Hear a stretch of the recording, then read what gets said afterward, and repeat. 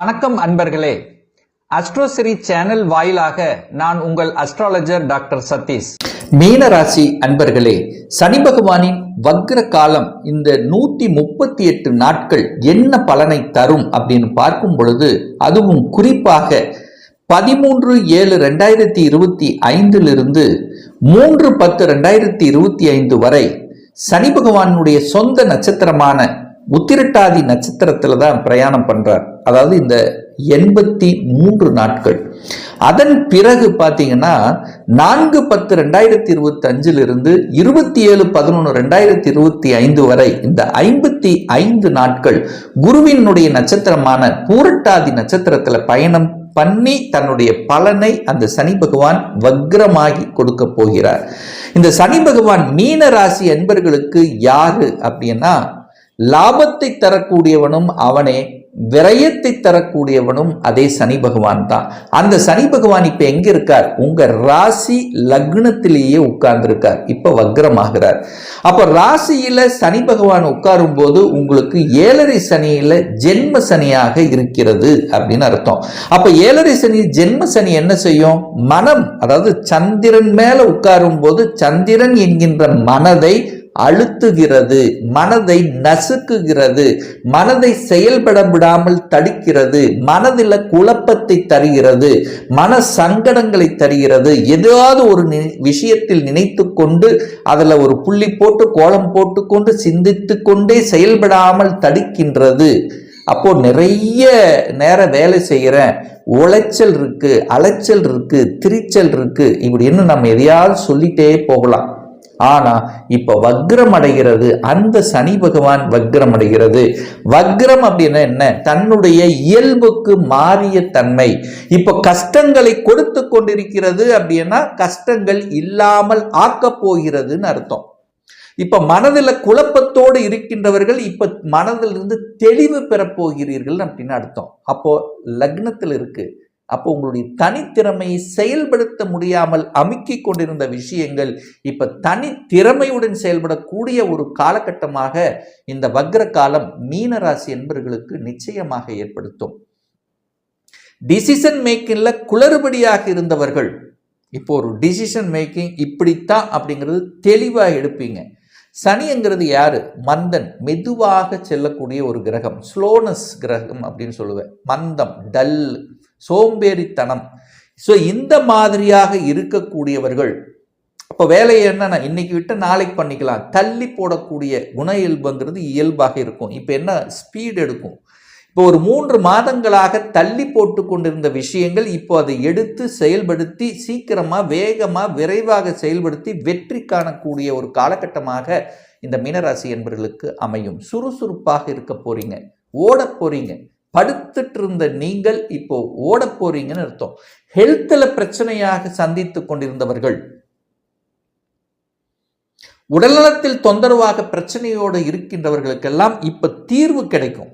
இதுவரைக்கும் ஒரு நல்ல டாக்டர் கிடைக்கல, ஒரு நல்ல மருத்துவர் கிடைக்கல, நல்ல மருத்துவமனை கிடைக்கல, ஒரு பிரச்சனை இது சால்வ் ஆகுமா என்று வலியோடு இருந்தவர்களுக்கு இப்போ நிவாரணம் கிடைக்க போகிறது.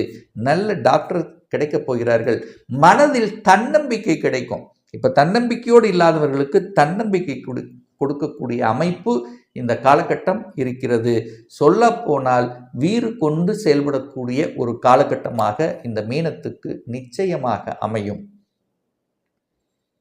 அந்த சனி பகவான் தனது 3ஆம் பார்வையாக 3ஆம் இடத்தை பார்க்கிறார், முயற்சி ஸ்தானத்தை பார்க்கிறார். முயற்சி இல்லை, நான் என்னதான் முயற்சி எடுத்தாலும் ஒரு குறை இருக்கு, ஒரு தடங்கள் இருக்கு, ஒரு தாமதம் இருக்கு, செயல்படுத்த முடியல, இல்லை யாராவது ஒன்று எதையோ ஒன்று பேசி அதை தடுத்து விடுறாங்க. ஸோ இந்த மாதிரி முயற்சிகளுக்கு தடை ஏற்படுத்தி கொண்டிருக்கக்கூடிய மீனத்துக்கு இப்போ தடை விலகப் போகிறது. நினைத்த காரியங்கள் ஜெயமாக கூடிய தன்மை இந்த காலகட்டம் உங்களுக்கு அமைய போகிறது. டிராவல்னால அலைச்சல் திருச்சல் இருந்தவர்கள் இப்ப டிராவல்னால அனுகூலம் மேன்மையை அடைய போகிறீர்கள். ஒரு புதிய ஒப்பந்தம் நமக்கு கிடைக்கலையே என்று வருத்தப்பட்டு கொண்டிருந்தவர்கள் புதிய ஒப்பந்தம் கிடைப்பதற்கான வாய்ப்புகள் இருக்கு. அதுவும் அது சுக்கிரன் வீடுங்கிறதுனால கலைத்துறையில் இருக்கக்கூடிய மீனராசி என்பவர்களுக்கு அந்த ஒப்பந்தம் கிடைக்க போகிறது. அப்போ திடீர் வாய்ப்புகள் சந்தர்ப்பங்கள் கிடைக்கக்கூடிய ஒரு காலகட்டமாக மீனத்துக்கு அமையும். திருமணம் சார்ந்த விஷயங்கள், திருமணம் ஆகிவிட்டது, குழப்பமாக இருக்கிறது, கணவன் ஒரு சைடு மனைவி ஒரு சைடு இருக்கிற பிரச்சனையாக இருக்குது, சின்ன சின்ன வாக்குவாதங்கள் வருது, புரிஞ்சுக்க மாட்டேங்கிறாரு அல்லது புரிஞ்சுக்க மாட்டேங்கிறாங்க.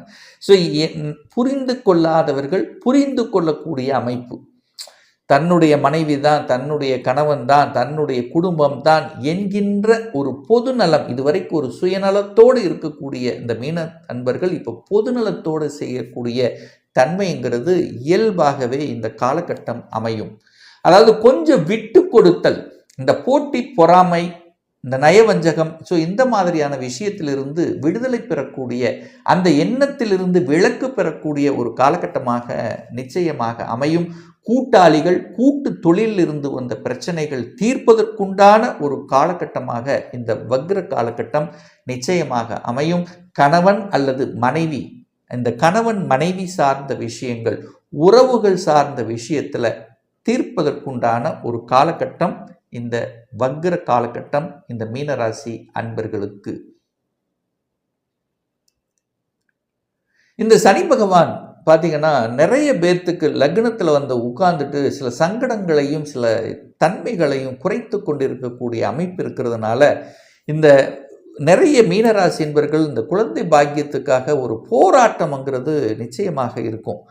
குழந்தை பாக்கியம், அதுக்காக ஒரு செலவு செய்வது, அதற்காக விரயத்தை ஏற்படுத்தி கொண்டிருந்தவர்களுக்கெல்லாம் இப்போ அந்த சனி பகவான், லாபஸ்தானத்தின் அதிபதியாக இருக்கக்கூடிய அந்த சனி பகவான் குருவினுடைய உங்கள் ஜென்மன், அதாவது உங்கள் ராசிநாதனுடைய நட்சத்திரத்தில் பிரயாணம் பண்ணும்போது நிச்சயமாக குழந்தை பாக்கியத்தை கண்டிப்பாக கொடுத்தே ஆக வேண்டும் என்கின்ற அமைப்புக்கேற்ப நிச்சயமாக குழந்தை பாக்கியம் அமையும்.